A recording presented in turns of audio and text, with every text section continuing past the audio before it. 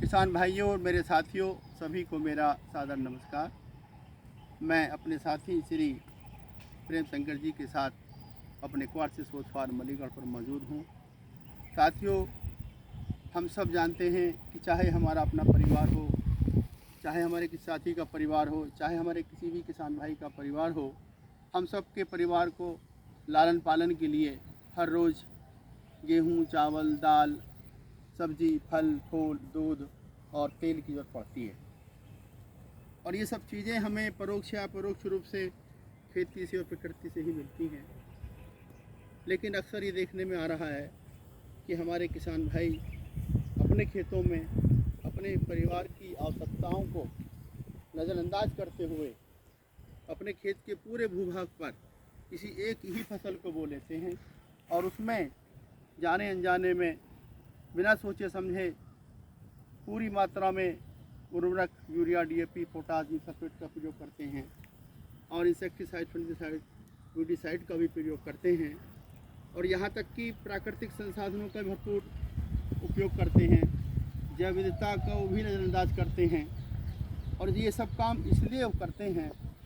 कि ताकि जो हमारी फसल पैदा होगी उसका अच्छा बाज़ार में हमें मूल्य मिलेगा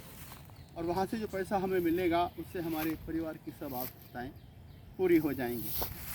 तो इस काम के लिए हमारे किसान भाई अपने खेतों में गेहूं की फसल या चावल की फसल या गन्ने की फसल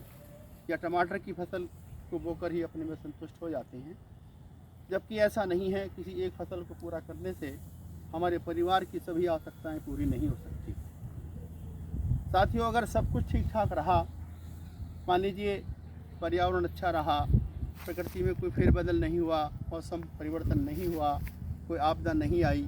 ओलावृष्टि, बारिश नहीं आई और हमारी फसल बहुत अच्छी पैदा हुई, अच्छा उत्पादन हमें प्राप्त हुआ और जब उस उत्पादन को लेकर हम बाज़ार में जाते हैं या हम बाज़ार से उस फसल के उत्पादन का रेट मालूम करते हैं, उसका मूल्य मालूम करते हैं, तो फिर हम खड़े के खड़े रह जाते हैं। यानी कि हमारी जो परिवार की सब आवश्यकताएँ हैं वो धरी की धरी रह जाती हैं और हमारी जो फसल है वो औने पौने दाम में लुट जाती है।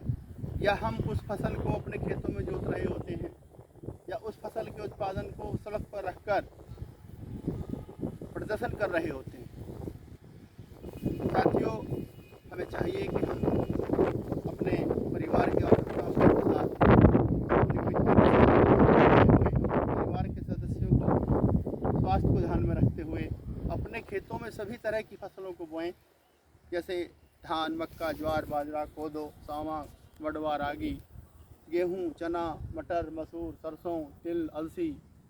या औषधि की फसलें, सब्जी की फसलें। यानी कि हमें अपने परिवार की आवश्यकताओं के अनुसार अपने खेतों में अपनी फसलों को बोना चाहिए।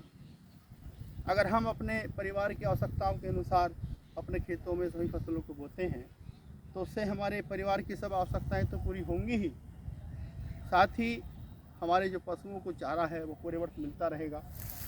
हमारी मिट्टी का स्वास्थ्य अच्छा रहेगा, हमारी मिट्टी की उर्वरता बढ़ती रहेगी, प्राकृतिक संसाधनों का क्षीण नहीं होंगे, जैव विविधता हमारी बरकरार रहेगी, हमारी कृषि उत्पादन लागत कम आएगी, जो उत्पादन हमें प्राप्त होगा वो गुणवत्तापूर्वक होगा, जिसके खाने से हम आप सब नाना प्रकार की गंभीर बीमारियों की चपेट में आने से बच जाएंगे। और वो स्थिति हमारे सामने कभी नहीं आएगी कि हम अपनी फसल को बाज़ार में जब ले जाएं तो उसका अच्छा मूल्य ना मिले। जो हमारे उपभोग से जो हमारा उत्पादन बचेगा उसे हम बाज़ार में ले जाएंगे तो उसका मूल्य भी हमें अच्छा मिल जाएगा और हमें अपनी फसल को कभी भी अपने खेत में जोतना नहीं पड़ेगा और ना ही हमें अपनी फसल के उत्पादन को सड़क पर रखकर आंदोलन करना पड़ेगा। इसलिए मैं अपने सभी किसान भाइयों से